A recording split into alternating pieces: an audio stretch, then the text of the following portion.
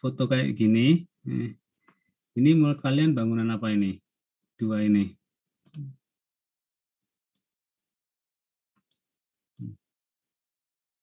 Menurut kalian bangunan apa? Jembatan, Pak. Waduh, jembatan. Bangunan pelengkap, Pak, untuk menghubungkan supaya aksesnya mudah dijangkau, Pak. Salah. Pengukur debit bukan sih, Pak? Salah. Aduh. Pintu air, Pak. Apa? Pintu air. Bangunan bagi, Pak. Bangunan bagi. Bukan. Minggu kemarin itu kan udah dijelasin. Bangunan bagi, Pak. Bukan bangunan bagi. Bukan. Nah, ini siapa yang jawab bendung? Wandi ya? Nah, ini yang gambar sebelah kanan, ini bendung. Intake bendung ini. Ini intake bendung. Ya. Kalau yang sebelah kiri apa? Yang sebelah kiri ini apa? Kantong lumpur, Pak. Nah, betul. Siapa tuh yang jawab kantong lumpur tuh? Vicky, Pak. Vicky. Nah, ya betul. Betul kantong lumpur. Coba kalian perhatikan. Ini kan ada pintu penguras. Terus ini kan ada gambar kayak pembatas dindingnya ya.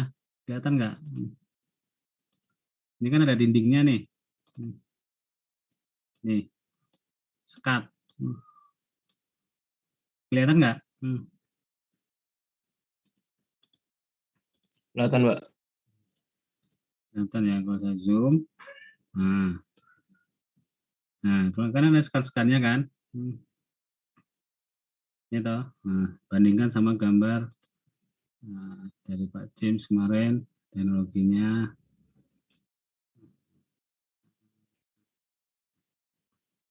Nah, kalau digambarkan itu kayak gini. Kalau dimodelkan ya, itu seperti ini. Jadi ini ada intake bendung, ya kan? Intake bendung, dia masuk ke kantong lumpur. Kantong lumpur. Nah, ini dia ada pintu penguras di sini. Jadi dia kembali lagi ke sungai. Ini. Nah, terus di sini kan ada dinding-dindingnya nih, penyekatnya. Nih. Jadi makanya kenapa kantong lumpurnya ini dibuat desain baru, biar ini kan efisien toh, dijelaskan Pak James kemarin. Jadi selama ini kantong lumpur itu kalau mau dikuras pasti pintu air irigasinya akan ditutup, akhirnya saluran irigasinya nggak ada air. Nah, makanya dibuat seperti ini. Ya, buat dinding. Nah, ini ada pintu penguras. Nah, yang di sini itu pintu intake untuk masuk ke saluran primer. Nah, kalau digambarkan di lapangan itu seperti ini.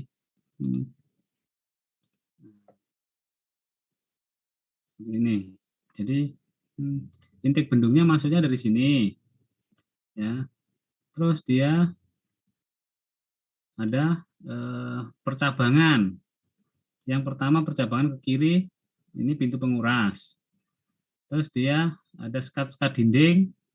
Nah, satunya ke sungai, buang ke sungai, satunya masuk ke saluran primer irigasinya di sini. Ini saluran primernya. Sama kan? Sama yang ini? Sama enggak, Ram Doni? Doni? Iya, Pak, sama, Pak. Sama toh? Nah, seperti itu. Nah, kayak gini. Jadi kurang lebih contohnya seperti itu.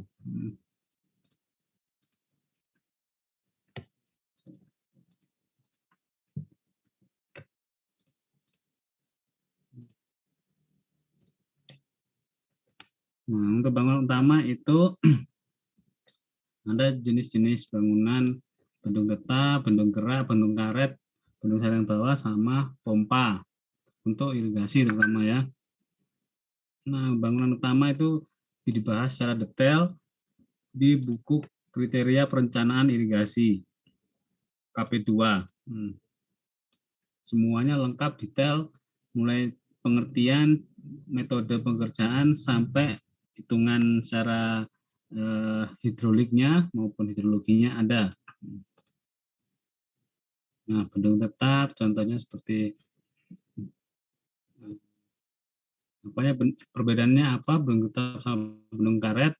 Dia bendung tetap hanya fungsinya untuk meninggikan muka air. Kalau bendung gerak dia bisa sebagai ambang ya, yang digerakkan bisa secara vertikal maupun radial. Bendung gerak ini biasanya dia diletakkan di hilir hilir sungai ya. Jadi kalau misalnya dia bisa dibuatkan di hilir maupun di daerah hulu. Kalau misalnya di hulu pun dia fungsinya untuk meninggikan muka air, tapi kalau misalnya di hilir dia bisa sebagai penyadap air. Kalau bendung karet, nah ini bendung karet ini pasti posisinya kebanyakan hilir sungai ya. Dia bisa mengembang mengempis seperti karet. Bendungan saringan bawah ini sangat jarang sekali dipakai.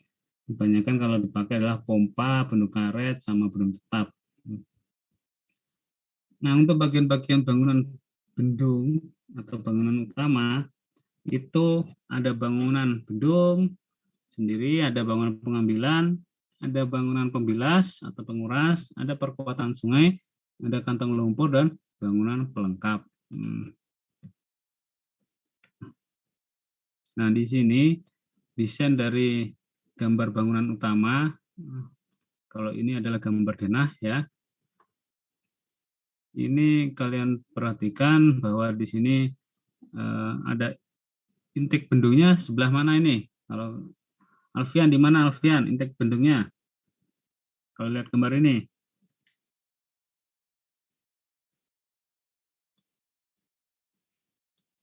Alfian.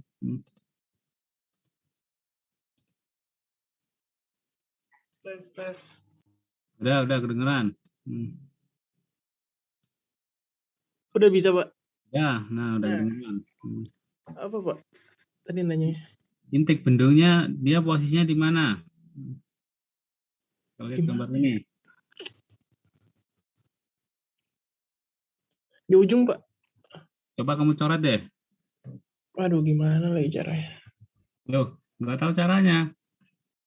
Kurang tahu, Pak. Kamu klik annotate. Di ujung di hulunya, Pak. Iya, coret aja di mana. Kamu cari gambar pensil, annotate. Nah, itu diklik, nanti pilih draw.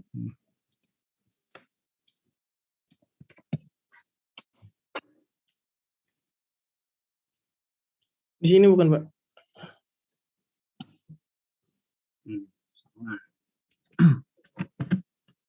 Salah. Oh. Salah. Nafila di mana, Nafila? Berarti di sini, Pak. Salah juga ya. Kurang tepat. Nafila di mana, Nafila? Intake bendungnya di mana? Kalau bicara intake bendung berarti bangunan pengambilan di bendung ya. Mana Nafila?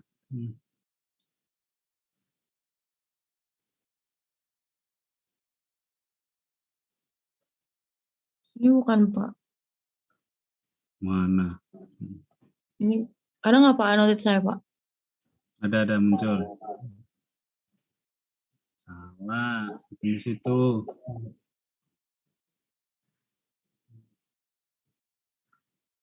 Mas Waldus, di mana Mas Waldus?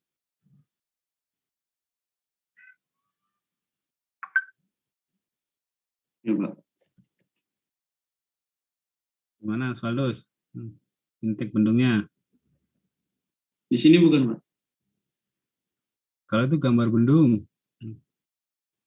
Itu bendungnya di situ. Kalau intake-nya di mana? Izin Pak, saya Pak. Oke, Fadli di mana?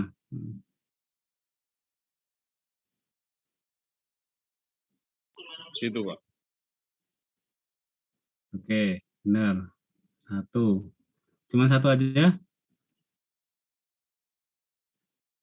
Dengan yang di sini Pak, di seberangnya Pak. Di mana? Seberangnya itu di mana? Ya, betul Fadli. Ya, betul. Baik Pak. Masih Fadli ya. Jadi benar jawabannya Fadli. Intake bendungnya ada dua, 1 sama 2. Arah alirannya dari sini ke sini. Ya. Berarti kalau saya klik ini, berarti ini intake kanan apa intake kiri? Yang sebelah sini. Kanan, Pak. Ya, kanan apa kiri? Kanan. Kanan, Pak. Ya, betul, kanan. Berarti yang sini adalah intake. Untuk intake sebelah kiri. Kiri. Ya. Oke. Kita kalau bicara arah kanan kirinya kita harus tahu arah alirannya dulu ya. Dari mana dan kemana. Itu kita harus tahu. Nah, sekarang di sini ada bendung. Di sini, ini bendungnya ini. Pas ini bendung, terus ini ada kolam olah. Di sini kolam olahnya ini fungsinya untuk meredamkan energi, ya. Dan di sini ada 2 intake bendung. Kalau ada 2 intake bendung, berarti artinya ada apa lagi? Ada 2 apa lagi? 2 kantong lumpur bukan, Pak? Ya, betul. Ada 2 kantong lumpur. Nah, kantong lumpurnya yang mana ini? Sekarang. Kantong lumpurnya yang mana sekarang? Hasan Asyari, yang mana Hasan? Iya, Pak. Benar, Pak. Coret, yang mana? Ini bukan, Pak. Ya, satunya. Ini, Pak. Oke, kalau itu udah ada tulisannya jelas, gampang ya. Nah, sekarang setelah kantong lumpur ada pintu penguras atau pembilas. Nah, itu posisinya di mana? Pintu penguras sama pintu pengurasnya. Posisinya di mana?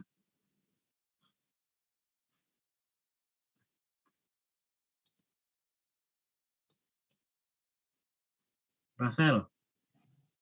Pintu penguras di mana, Rasel? Di sini ya, Pak. Coret. Di sini itu di mana? Coret-coret aja. Ini bukan sih, Pak. Oke, terus satunya? Ini. Ya, oke, betul.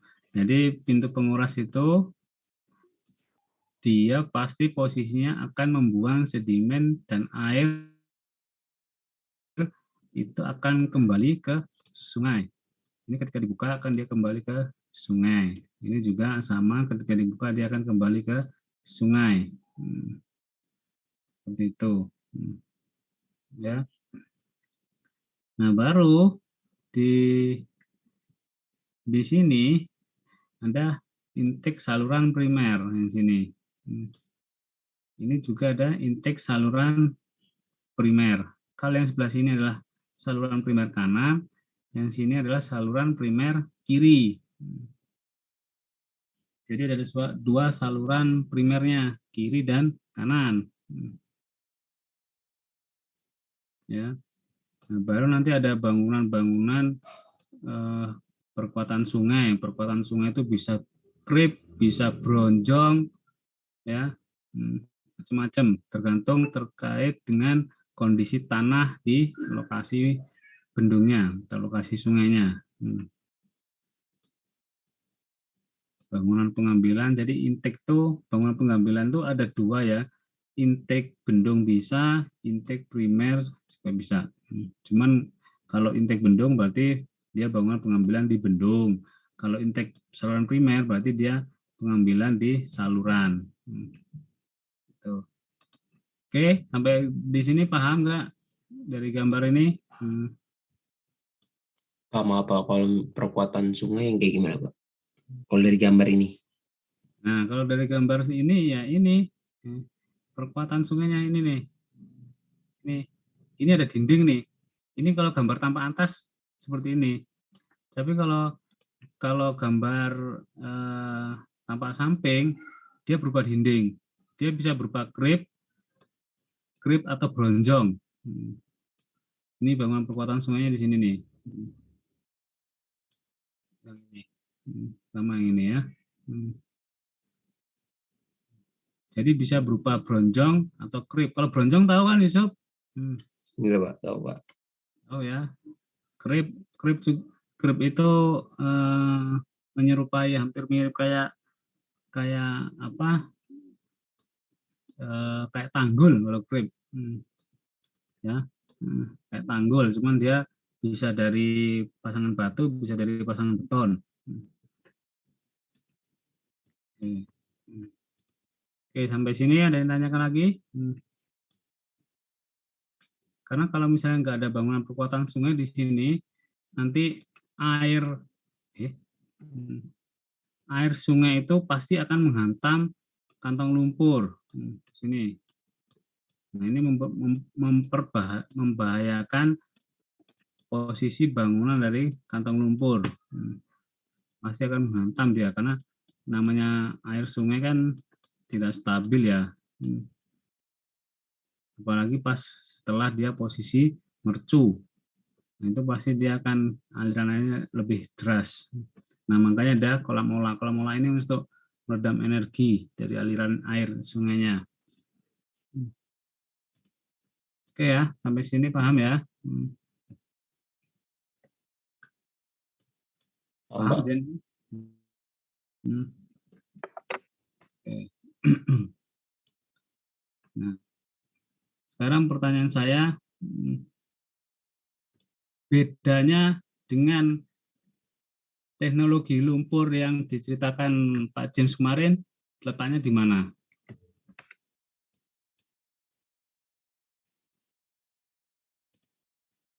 Hamzah, tahu nggak bedanya sama yang diceritakan Pak James kemarin, sama ini bedanya di mana?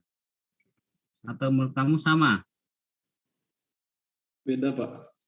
Bedanya di mana? Kalau yang digambar ini kan dia satu saluran air untuk yang ke saluran primer sama ke kantong pembilas. Kalau yang itu enggak Pak, terpisah. Oke, nanti kalau misalnya digambarkan, kamu gambarkan lagi sesuai yang tadi, posisinya dia di mana? Misalnya kamu sebagai perencana desain kantong lumpur nih, yang pengen kamu sesuaikan dengan teknologi kantong lumpur yang efisien. Nah, posisinya kamu gambarkannya di mana? Ini lihat gambar yang ini Pak. Iya, dari sini aja.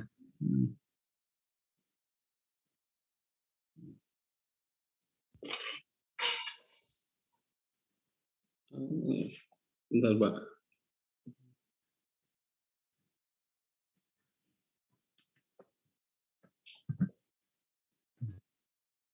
Ayo, di mana? Saya cuma pengen tahu kalian kemarin ikut kuliah tamu dan dijelaskan panjang lebar. Nah, saya mau mencocokkan sama yang ini. Udah paham nggak kalian?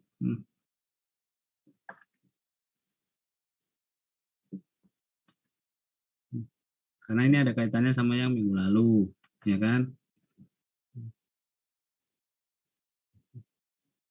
Yo, yang mana Hamzah?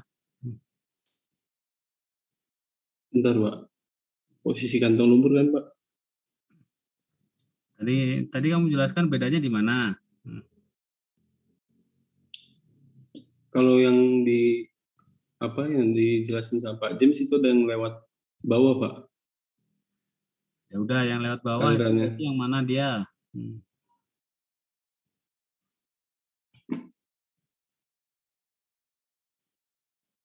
Saya gambar ulang aja kali Pak ya. Nggak usah kamu lihat gambar sini aja, kamu tambahin kira-kira posisinya di mana.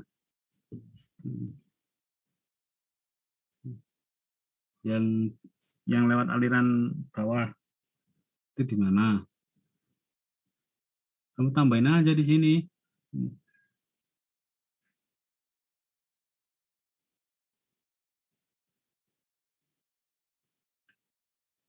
Bisa apa? Bingung? Enggak. Bingung Pak, bingung Hah? Pak, bingung Pak. Oke, siapa yang bisa bantu Hamzah?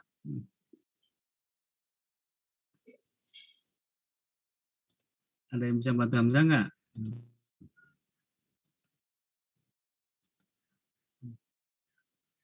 Wandi bisa jawab, Wandi?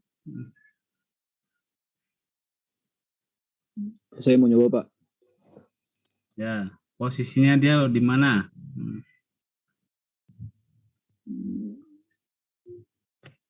Kamu tambahin di mana gambarnya?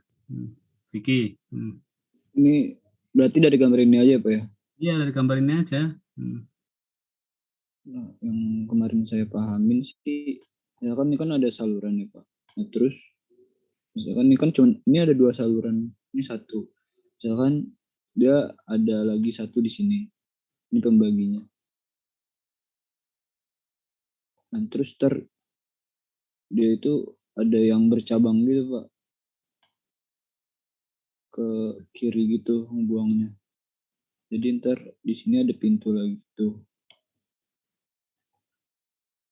Ntar ada yang bisa apa ya, teknologi yang dimana ntar dia bisa ngebuka melewati bawahnya saluran ini ngebuang ke sini. Jadi pada saat dia mau melakukan pembilasan tetap masih bisa jalan airnya kayak gitu Pak.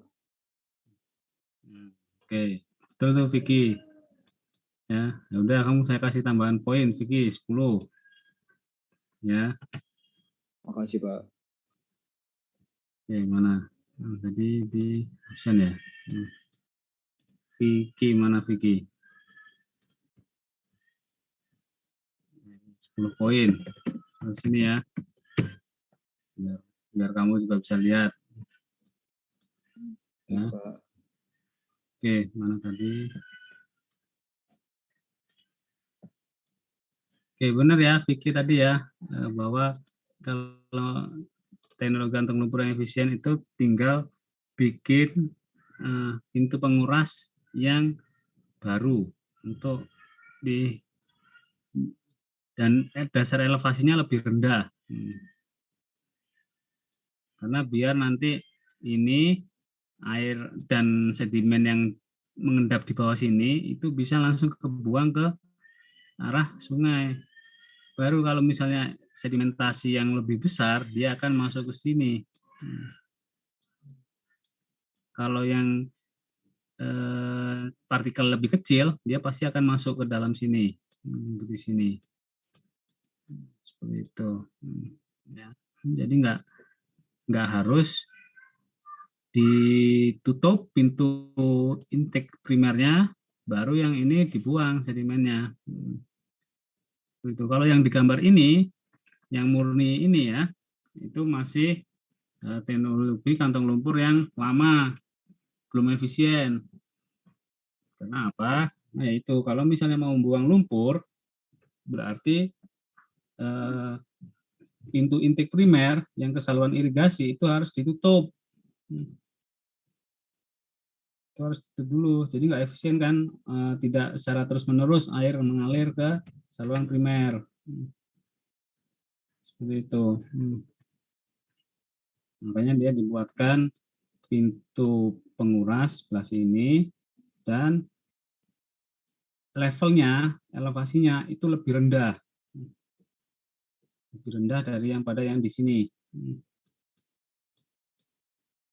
Gitu. Oke ya, paham ya? Paham?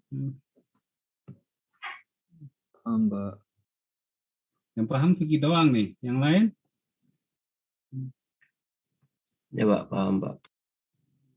Hasan Asari, paham? Paham Pak. Hamzah, udah paham? Paham, Pak. Jawaban kamu tadi udah benar kata-katanya, tapi suruh menggambarkan kok bingung, Hamzah. Iya, Pak, tadi bingung naruh nggak apa letak saluran pembilasnya, Pak. Nah, kalimatnya jawabannya udah benar tapi kok suruh menggambarkan bingung. Ternyata tidak mudah ya. Jadi menggambarkan yang kita tahu itu nggak mudah ya. Oke, baik, saya lanjutkan. Itu bangunan bendung. Nah, ini kalau digambar dari KP2 itu ada gambar pilar, ada gambar pilar ya, ini pilar, sini pilar. Terus ada pintu penguras, ini juga. Nah, kalau ini disebut bangunan pengambilan utama atau intake bendung. Ya. Ini intake bendung. Ini ada pintu penguras. Nah, pintu pengurasnya ini beda sama pintu penguras di kantong lumpur. Kalau pintu penguras yang di sini itu membuang sedimen yang ada di sungai. Dia dibuang langsung ke sungai lagi. Tapi kalau yang kantong lumpur, dia agar tidak masuk ke saluran primer, dia dibuang ke sungai. Ini kalau ada gambar seperti ini, ada bangunan bendung, ya, ada pentokan AA-nya, ini ada pintu intake,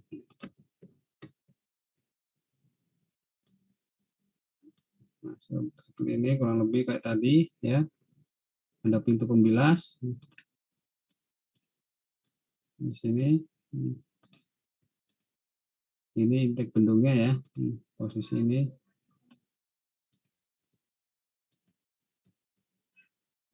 Nah, kalau di gambar melintangnya, tampak melintang ya, ada potongan BB, potongan AA, ya, ada gambar pintu, ya, ada mercu. Nah, setelah mercu, air melimpas ke bawah, dia ada kolam olah. Nah, kolam olah ini nanti akan ada loncatan air di sini.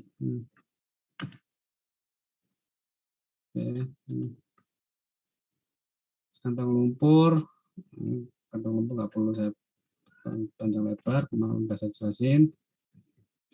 Bangunan kekuatan sungai, ya, bisa macam-macam. Bangunan pelengkap, bisa rumah untuk operasi pintu, bisa jembatan di atas bendung, instalasi tenaga air mikro, perencanaan hidrolis bendung, itu ada lebar bendung, perencanaan mercu, pangkal bendung, ya, dan kayak gini. Nah, kalau kalian perhatikan gambar ini, yang aneh apa? Yang saya lingkari warna merah nih. Ada yang aneh nggak?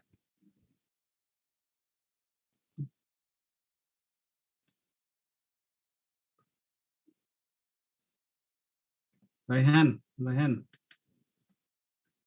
Menurut kalian ada dari gambar ini yang aneh apa nih, Raihan?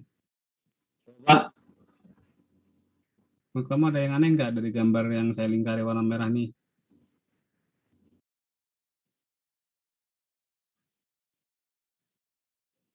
Batunya nggak sih, Pak? Di tengah-tengah. Batunya kenapa? Di tengah-tengah gitu. Di tengah-tengah. Iya, tengah-tengah sungainya. Fungsinya buat apa itu batunya? Airnya nggak ngalir, Pak. Jadi nggak ngalir. Kalau ada sampah ketahan nggak, Pak? Ada yang lain? Putra Reza? Putra Reza? Ya, Pak. Yang aneh di mana? Ayo.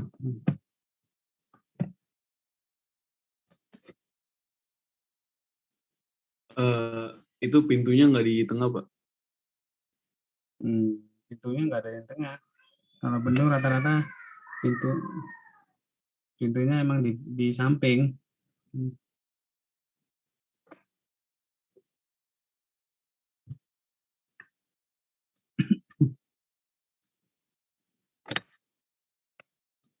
Yo, Farhan Satya. Yang ini mana? Farhan.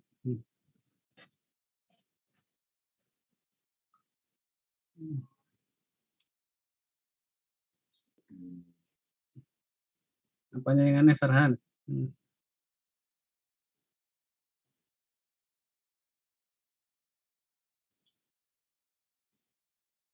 Bingung, Farhan? Bingung Pak, apa pintunya nggak berfungsi atau gimana Pak? Oke, selain itu, ya benar, pintu apa kalau yang sebelah sini? Pintu ininya apa? Iya itu. Apa namanya, pintu apa nih? Pintu pembilas ya Pak. Ya betul, pintu pembilas. Siapa yang jawab tadi? Vicky Pak. Ya, Vicky. Ini Pak saya mau nanya, ini tuh dia elevasi muka airnya gimana Pak? Itu ada kenaikan elevasi muka airnya Pak di bendung ini atau saya nggak kelihatan ya Pak dari fotonya? Ya, justru itu yang saya tanyakan. Iya, pokoknya itu deh Pak. Rata gitu dia. Justru itu anehnya di situ. Ini kan rata toh, ya kan? Ini airnya rata ini. Berarti kan di sini nggak ada bendungnya nih, nggak ada bendungnya, ya kan? Di sini. Nah ini kalau gambar yang tadi, mana tadi? Nah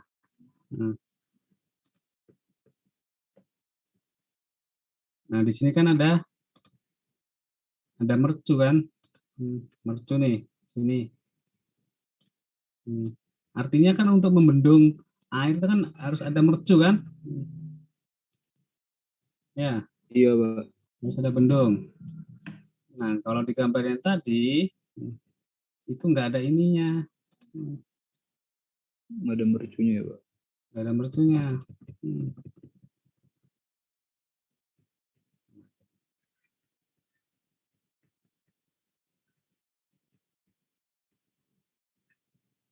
Ini dia udah rusak gambarnya, apa, bendungnya di sini udah rusak mercunya.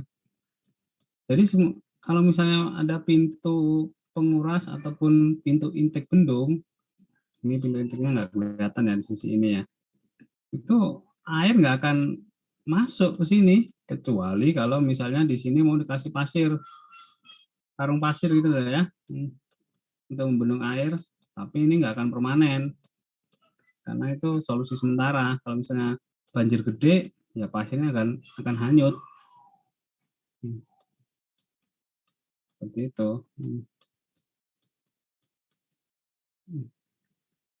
Ini loss, air akan loss, tidak akan bisa masuk ke saluran irigasi kalau seperti ini caranya. Rusak, hancur. Seperti itu.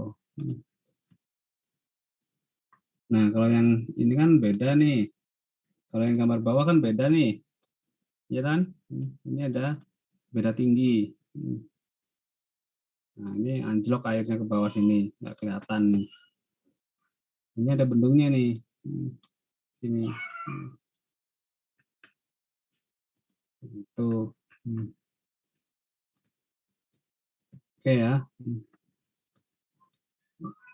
Ada lebar bendung, ada perencanaan mercu, ada pangkal bendung, peredam energi, sama kolam loncat air.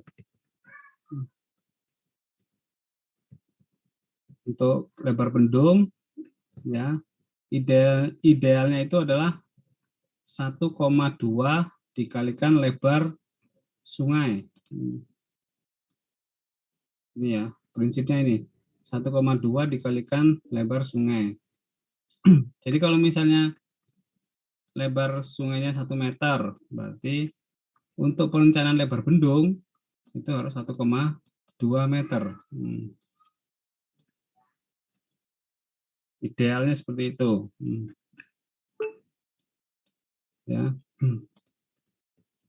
Terus ada perencanaan mercu. Nah, mercu ini ada bentuk tipenya ya, tipe OG1, OG2, atau yang mercu bulat maupun yang tipe OG. Oke, perencanaan mercu kurang lebih seperti ini ya. Jadi kalian baca sendiri. Tipe OG, nah tipe OG ini ada OG1, OG2 dan OG4 sampai OG4. Ya. Karena kalian tugasnya tidak ada perhitungan mercu, desain mercu, jadi nggak saya jelaskan secara detail. Terus pangkal bendung, nah, ini ada pangkal bendung di sisi ini. Ya, ada peredam energi. Nah, peredam energi ini pasti di hilirnya bendung, ya. Ada kolam pencet air. Ya, terus sampai sini ada yang ditanyakan. Nanti saya lanjut ke bab berikutnya. Ada yang ditanyakan terkait bangunan utama?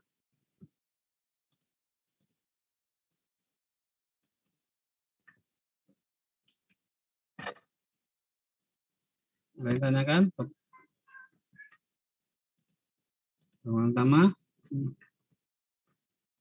Jadi dalam bendung bangunan utama itu ada bendung, bangunan pengambilan, penguras atau pembilas, kantong lumpur, terus kekuatan sungai dan bangunan pelengkap. Ya.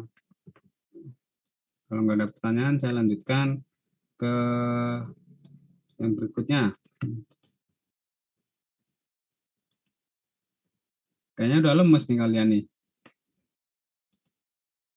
Ya. Enggak, Pak. Udah lemes? Enggak, Pak. Enggak. Enggak, Pak. Nabil udah lemes, Nabil. Belum, Pak. Nadia baru bangun, seger nih matanya nih. Ya, Nat? Iya, Pak. Oke, selanjutnya ya. Untuk tahapan perencanaan daerah irigasi, nah ini kita udah masuk perencanaannya nih. Di daerah irigasi butuh berbagai macam tahapan perencanaan. Salah satunya adalah bisa, nah ini ada terkait dengan survei, investigation, design, and acquisition, construction, operation, dan maintenance. Sitlakom ya. Cuman sekarang kurang satu ya. Harusnya evaluation. Ya. Kurang satu lagi. Evaluation. Dievaluasi bagaimana pemeliharaan dari bangunan irigasinya, bagaimana operasinya, terus apa yang kurang, apa yang salah, apa yang bikin jadi masalah, itu dievaluasi. Ya. Surveinya mulai pengukuran topografi, investigasinya terkait dengan data-data geoteknik, perencanaan teknis, berarti ini murni harus lihat KP. Ya. Ini hampir semua proses perencanaan di sipil semuanya hampir pakai ini. Ya. Terus ada tahapan studi. Nah, studi awal, studi identifikasi, studi prakelayakan sampai studi kelayakan. Ini secara umum ya, tapi kalau sekarang ini sebenarnya tidak hampir perencanaan ini sudah tidak berlaku. studi awal, identifikasi, prakelayakan, kelayakan. Nah, ini kalau di eranya Jokowi, ini sekarang udah dipercepat. Sudah nggak pakai studi awal, identifikasi, prakelayakan, studi kelayakan. Bahkan yang sekarang itu langsung ya design and build.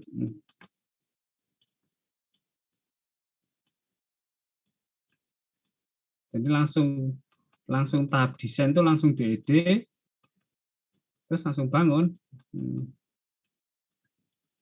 Construction. Gitu. Ya. Jadi kalau kayak gini, ngikutin kayak gini pola lama ini terlalu lama, menghabiskan biaya, menghabiskan waktu. Sekarang langsung pemerintah pasti desain and build. Langsung desain, engineering design, detail engineering design, dan construction.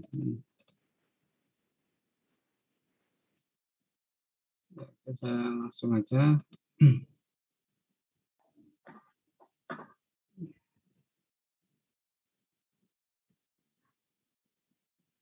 Nah, untuk tahap perencanaan teknis, ini bisa terkait dengan aspek-aspek yang bersifat teknis ya, mulai dari kebutuhan airnya, terus layout daerah irigasinya, sampai lahan-lahan yang akan dibebaskan nanti, dan juga pola tata tanam ya. Nah, ini nanti water balance, berarti neraca air. Terus pengukuran trase saluran, terus ada geologi tekniknya, sondir, handbor, terus sondir, handbor, sama biasanya itu test pit. Ya, di situ ada semua. Nah, tahapan perencanaan teknis, ini nanti kalian baca sendiri.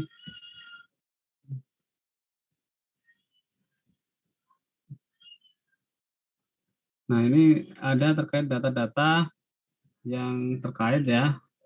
Misalnya terkait dengan lokusur tanah, lihat peta topografi secara umum. Terus untuk data apa ini namanya? Kebanyakan kalau irigasi, mau desain irigasi itu paling banyak memang datanya adalah dari Balai Wilayah Sungai dan Kementerian Pertanian. Paling banyak di situ.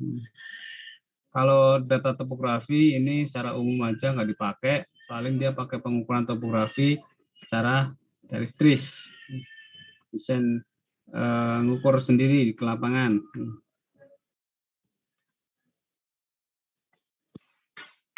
Nah, terkait data-data yang dikumpulkan apa aja, ya. Data hidrolika nih. Data hidrometeorologi terlebih dahulu, yang jelas ada curah hujan, evapotranspirasi, debit puncak ini kalau misalnya nggak ada juga nggak apa-apa, ya. Nanti kita bisa ngitung sendiri berdasarkan debit banjir yang terjadi, berdasarkan curah hujan. Terus ada evapotranspirasi, angkutan sedimen, terus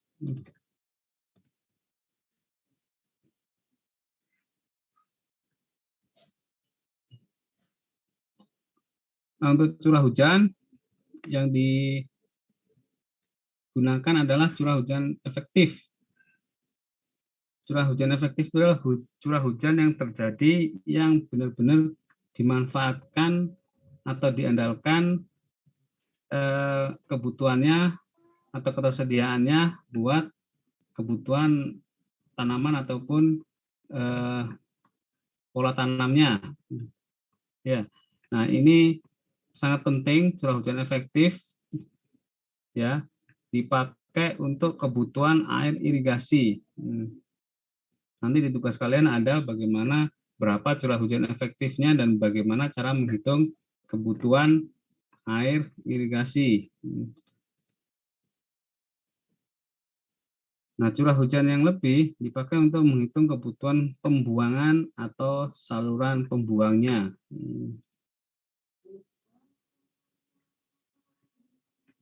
Oh, ada azan dulu, kita berhenti dulu ya. Sina.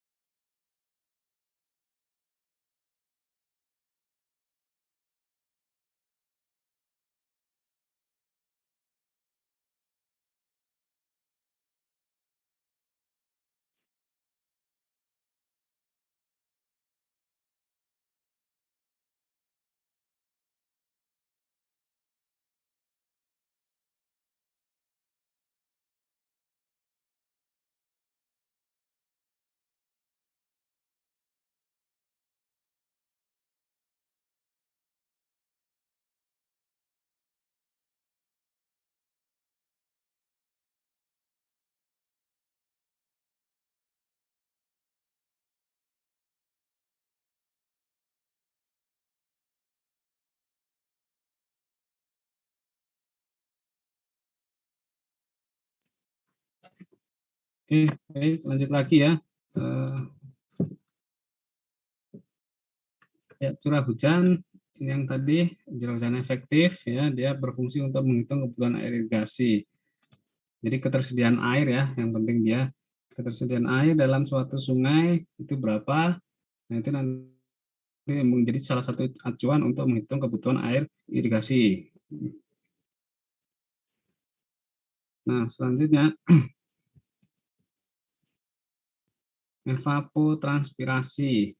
Dia diperlukan untuk menentukan besarannya dari evapotranspirasi tanaman yang akan dipakai untuk menghitung kebutuhan air irigasi untuk studi neraca air di saluran di daerah aliran sungai. Jadi apa namanya, kalau kita bicara apa namanya menghitung kebutuhan air irigasi itu ada banyak ya. Ada curah hujan efektif, ada evapotranspirasi, ada perkolasi, dan lain sebagainya. Ya.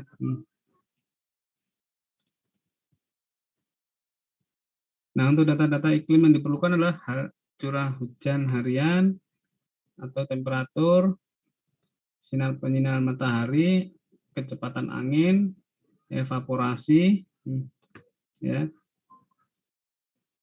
Terus ada terkait dengan pengukuran kelas PAN ya, ini atau kayak semacam apa itu namanya,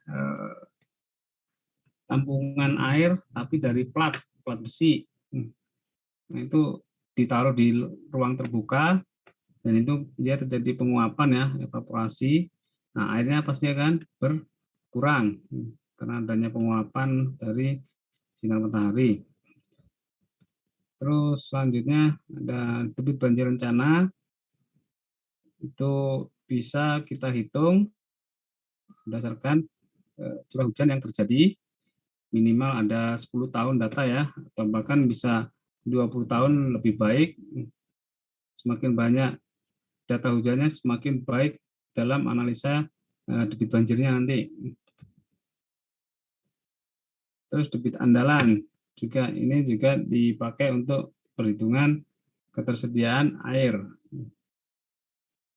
Pengukuran topografi. Nah, pengukuran topografi ini sangat diperlukan. Posisinya berada di sungai, ya.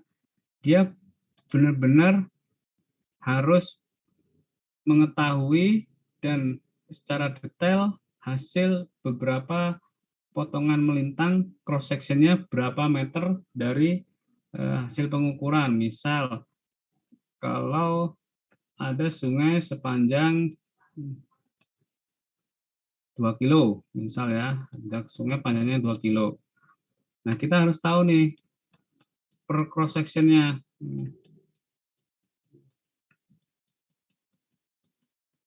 Jadi cross section dari sungai ini, gambar melintangnya kita harus tahu. Misalnya kita ambil tiap 100 meter, 100 meter, 100 meter, dan seterusnya sampai 2 kilo. Nah, kita berarti akan tahu penampang melintang dari sungai. Misal ini section A, ini section B, section C, section D, E, ya. Nah, berarti setelah kita tahu penampang pemanjangnya, kita akan tahu penampang melintangnya dari cross section ini. Misal penampang cross section A, berapa tinggi tanggulnya, berapa tinggi airnya, berapa tanggul kanan kirinya, ini akan ketahuan, plus berapa elevasinya, dasar sungainya berapa, dasar tanggul kanannya berapa, dasar tanggul kirinya berapa. Ketika sudah ada pengukuran sungai ini, kita bisa menentukan titik lokasi bendungnya berada di titik mana. Yang jelas paling ideal jangan berada pada tikungan atau belokan sungai. Kalau di titik ini kurang bagus karena yang diperlukan alirannya adalah stabil, makanya dia lebih baiknya itu di daerah yang lurus aliran sungainya. Kalau untuk penentuan lokasi bendung.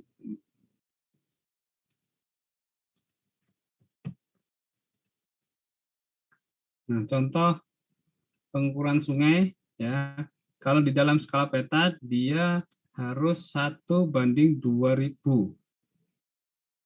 Dan itu harus mengukurnya 1 km ke hilir dan 1 km ke hulu bangunan. Dan melebar hingga 250 meter ke masing-masing sisi sungai. Artinya kalau misalnya ada 2 kilo sungai, as bendungnya di sini, ya. Berarti kalian pengukuran sungainya di sini adalah 1 kilo ke hulu, 1 kilometer ke hilir.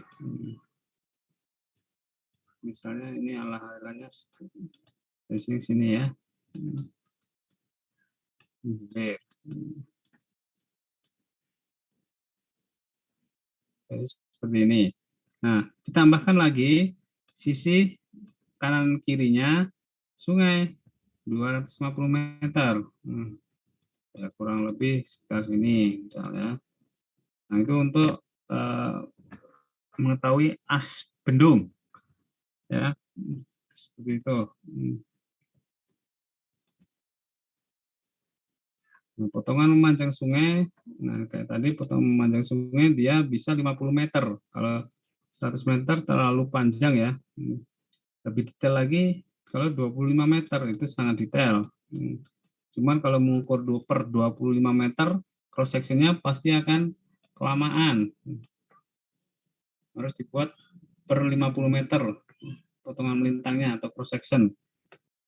Nah, untuk pengukuran detail lokasi bendung harus menggunakan peta berskala 1:200 atau 1:500. Nah, contohnya kayak gini. Kalau misalnya ini ada gambar bendung, tanah bendung ya. Kalau saya ambil, ini ada bendung di sini. Nah, ini berarti ada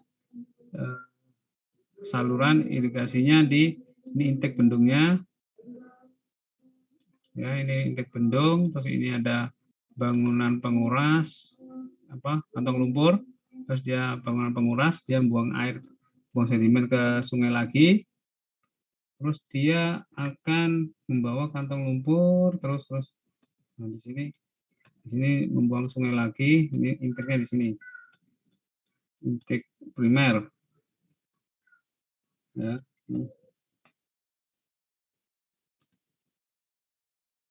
Ini contoh pengukuran dari sungai dan penempatan dari lokasi bendung. Jadi akan kelihatan tampak atas bendungnya di mana, terus intake bendungnya di mana, kantong lumpurnya di mana, sampai intake saluran primer. Seperti itu. Nah, ini jadi ada gambar BM. Ada gambar BM itu ya, benchmark ya. Jadi patok yang digunakan dalam pengukuran topografi. Kalau di dalam pengukuran topografi itu ada patok BM dan ada patok CP. Ya. Itu. Terus ada juga pengukuran trase salurannya. Pengukuran trase saluran itu bisa meliputi jarak 75 meter dari as saluran. Ya, dari as saluran 75 meter. Itu bisa kurang. Semakin kecil jaraknya, semakin bagus, semakin akurat. Ya. Nah, untuk pengukuran trase saluran itu dengan skala 1:2000 dengan interval jarak 0,5 meter ya, dan 1 meter untuk tanah yang berbukit-bukit. Kalau profil memanjang, potongan memanjang itu skala horizontalnya 1:2000 dan skala vertikal 1:200. Nah, potongan melintang pada skala horizontal bisa 1:200 atau yang vertikal 1:1 juga boleh dengan jarak interval 50 meter ya dan 25 meter pada tikungan. 50 meter pada ruas-ruas yang trase salurannya adalah lurus. Nah, contohnya kalau misalnya di gambar trase saluran seperti ini. Kelihatan ya gambarnya ya.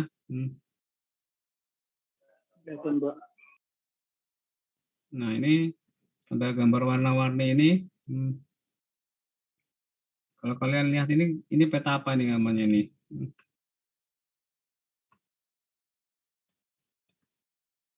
Aji.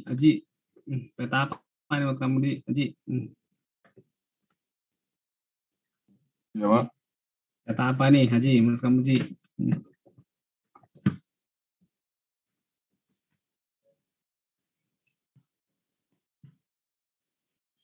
Ayo, peta apa Ji?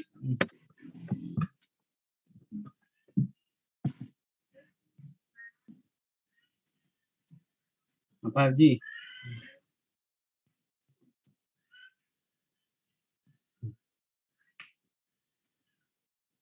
Apa Ji? Ji? Ya, Pak. Apa nih? Nggak tahu.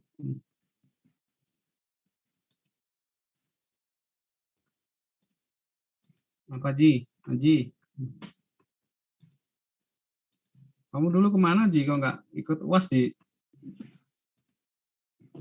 Iya, Pak. Kamu dulu Nggak kemana? ini, Pak. Nggak ikutan. Kenapa? Nggak ikutan kemarin. Jadi apa? Nggak ikut UAS, Pak, kemarin. Nah, iya, kenapa nggak ikut? Kenapa nggak ikut? Waktu itu saya sakit, Pak. Berarti COVID? Iya. Parah? Lumayan, tapi udah booster sih, Pak. Sekarang. Udah booster ya? Udah. Mudah-mudahan nanti habis lebaran udah boleh kuliah offline ya. Iya, Pak. Terbatas. Masih mau kuliah online apa mau kuliah offline nih, Haji? Ikut aja, Pak, saya. Ngikut aja.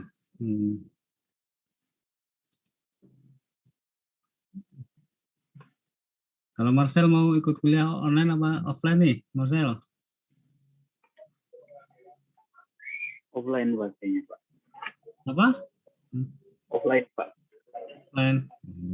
Berarti habis lebaran ke Jakarta aja, Marcel. Iya, Pak. Ya. Praktikum udah offline nanti. Ya. Oke. Jadi ini gambar trase bukan, Pak? Ya, trase saluran, tapi lebih tepatnya daerah irigasi. Cuman yang beda warnanya, ada yang warna biru, ada yang warna merah. Nah, ini adalah trase dari saluran. Ini kalau ini saluran. Ada gambar sungainya sih sebenarnya, cuman warnanya sama ya, jadi agak membingungkan ya. Cuman pada prinsipnya ini adalah gambar dari trase saluran di sebuah daerah irigasi. Kalau saya singkat DI, ya. Ini mulai dari saluran primer sampai saluran sekunder dan tersiernya ada di sini, terbaca semua, ya. Ada debit-debitnya, cuman karena saya perkecil, saya zoom, ini nggak terlalu jelas ya. Nah, ini ada batas-batasnya juga, batas wilayah, batas desa, batas kampung, ya. Ini kalau kalian lihat kayak ruwet banget gitu ya. Tapi kalau misalnya ini kurang lebih panjang trase salurannya itu adalah 40 kilo. Kurang lebih 40 kilo. dari intake bendung ya. Dari intake primer, dari intake primer.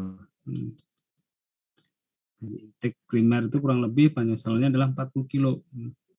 Berarti kalau seumpama jalan tol 40 kilo itu mungkin dari Jakarta Cikampek ya. Itu kurang lebih seperti itu ya. Oke.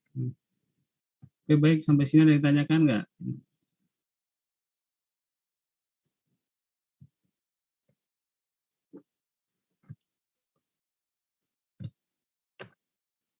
Ada yang ditanyakan sampai sini? Kalau nggak ada, saya kira cukup ya. Kita ngabuburit aja ya. Sambil nunggu buka puasa ya. Ya, Nadia biar bisa masak ya, Nadia ya. Suka masak nggak kamu, Nadia? Masakin, Pak. Oh, dimasakin, kirain suka masak kamu. Kalau Nadia satunya, Oktaviani ya? Nadia siapa? Iya Pak, Oktaviani. Suka masak nggak kamu? Suka Pak, soalnya saya di kosan, jadi gak ada yang masakin. Oh, ini nih. Suka masak, waktunya memasak nih sekarang nih. Ya udah, oke deh. Kalau gitu ada yang ingin ditanyakan? Nggak ada ya? Siapa nih? Siapa tuh? Fahri, Pak. Oh iya, Fahri. Kalau ini Pak, gorong-gorong tuh masuk daerah irigasi nggak sih Pak? Apa beda lagi? Oh, kalau gorong-gorong termasuk salah satu bangunan pelengkap di irigasi. Jadi salah satu bangunan pembawa disebut bangunan pelengkap itu adalah gorong-gorong. Gorong-gorong, talang, sipon itu termasuk saluran bangunan pembawa. Jadi dia termasuk bangunan irigasi. Fahri, ya. Cuman kalau gorong-gorong dia posisinya di bawah jalan bisa ya. Kalau talang kan di atas sungai. Kalau sipon bisa juga di atas jalan, cuman dia posisinya lebih besar. Bangunannya lebih besar kalau sipon. Bisa di bawah jalan, bisa di bawah sungai juga bisa. Kalau sipon ya, gitu ya Fahri ya. Kamu kok iya, Pak. Suka background abstrak gitu? Kamu suka gambar-gambar abstrak ya? Ya Fahri? Enggak juga Pak. Ngambil aja dari internet saya Pak, random. Cari internet kan biasanya suka yang gambar-gambar pantai, pemandangan, gunung. Ini kok kamu backgroundnya abstrak ya? Ini gunung Pak. Hah? Ini gunung Pak. Masa gunung kok kayak abstrak gitu ya? Iya, ini kalau waktu itu saya nggak salah ingat namanya Gunung 5 warna apa gitu dari China kalau nggak salah. Oh gitu. Gambarnya kayak abstrak. Tapi yang abstrak-abstrak gitu kalau dibuat lukisan yang mahal-mahal mah. Harganya mahal tuh. Ya oke. Baik, ada yang tanyakan lagi selain Fahri tadi?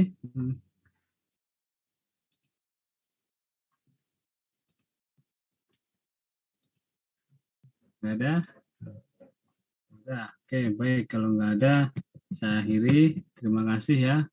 Assalamualaikum warahmatullahi wabarakatuh. Selamat berpuasa.